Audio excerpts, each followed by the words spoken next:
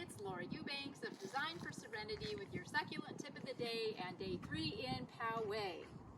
And we got a lot done today. Greg brought a load more boulders this morning and then went and got more at lunch. And they've already been dispersed. Hannah and Miguel and Terry and Gordon, but mostly Hannah on this, just a very, very simple xeriscape here. It is perfection. I mean, wow. Just the perfect amount of boulders, the perfect placement. We've got a total of 1, 2, 3, 4, 5, 6, 7, 8 plants in this area. Well, 9 if you count the euphorbia that came with the job. There's really only, well, yeah, you're right. Yeah. Okay. But this is a Gayei, Pachypodium. And I'm really into planting them in trios now instead of singles. But with this window here, I thought this would be the perfect thing. As they grow, they'll be framed out beautifully from inside the house. Cactus in the pot with it. They planted 3 little baby barrel cactus in there at the base of that pot. And then we'll just, do a simple top dressing. Here, the guys, Mel and Kevin, did a beautiful dry stack. It's a little, messed up here because we have irrigation to deal with, but a beautiful little dry stack framing out this area, giving the eye somewhere to rest. We're still in the midst of planting this because we ran out of boulders, but not unlike this side, I want to keep it. I'm doing better with restraint, guys. I am. I'm doing better. And I want to keep this a little on the restrained side. Remember, this is a 2-acre property. So we have to be mindful of that, and I don't want to overplant and cause maintenance nightmares for myself or for my client. So less is truly more.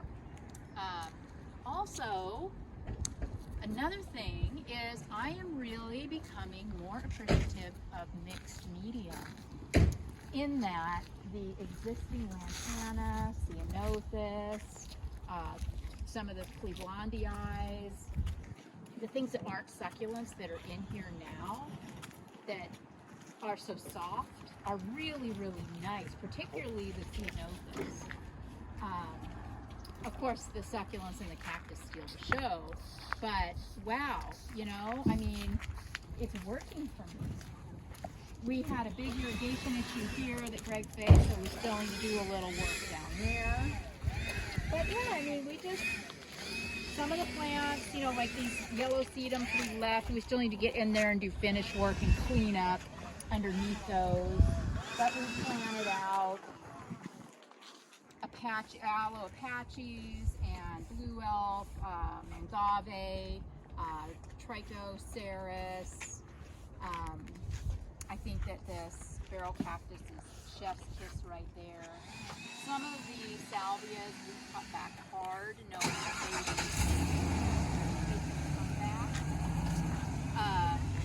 You have fence post cactus? Yeah, we got some fence posts down here amongst the ceanothus, and Greg got some lava boulders. Remember in phase 2 we worked lava boulders and a boulder on the top. So Greg pointed out this morning that we needed to integrate those here as well. And that's, we trimmed back the ceanothus and the lantana, so I want to give some room, for those plants to grow without having to do a lot of maintenance. But isn't that view so spectacular? That's breathtaking. Over here. Well, we didn't really. Yeah, we got it here.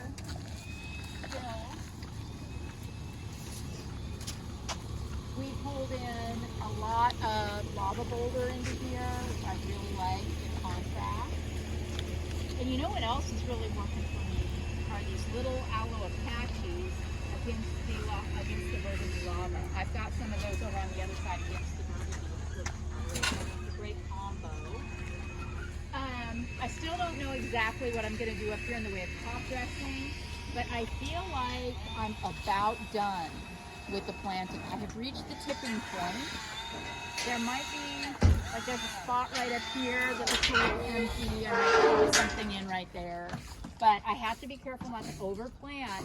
And I'm really, really liking how we integrated those soft grasses and sea lavender. We didn't pull all of that out. We left them in over there. like it. I like it a lot. So, yeah, this I feel like about 95% plants. You can see we're running out of plants. That's always cool when we're really hot. And then down here at the entry, Carrie and Hannah worked on tapestry.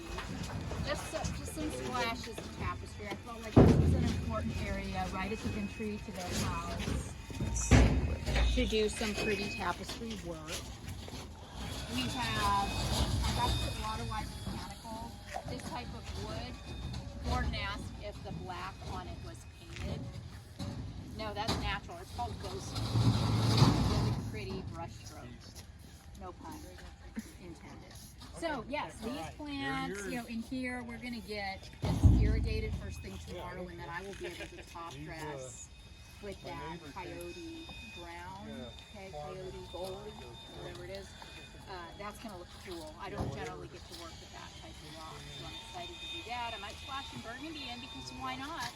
There's no messy trees anymore to dump a bunch of leaves on my installation. Neighbors have this upright portulacaria head, which is so soft and pretty, as opposed to say like, you know, a fence.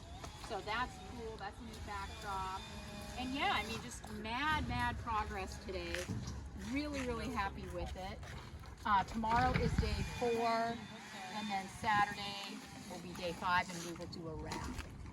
But yeah, I mean, shoot, I did plant a few more ferox. They're not obviously this big, so they need to grow up, but I've got aloe speciosus, 3 of them along this driveway. Some fence oaks, Acropolia monteri, and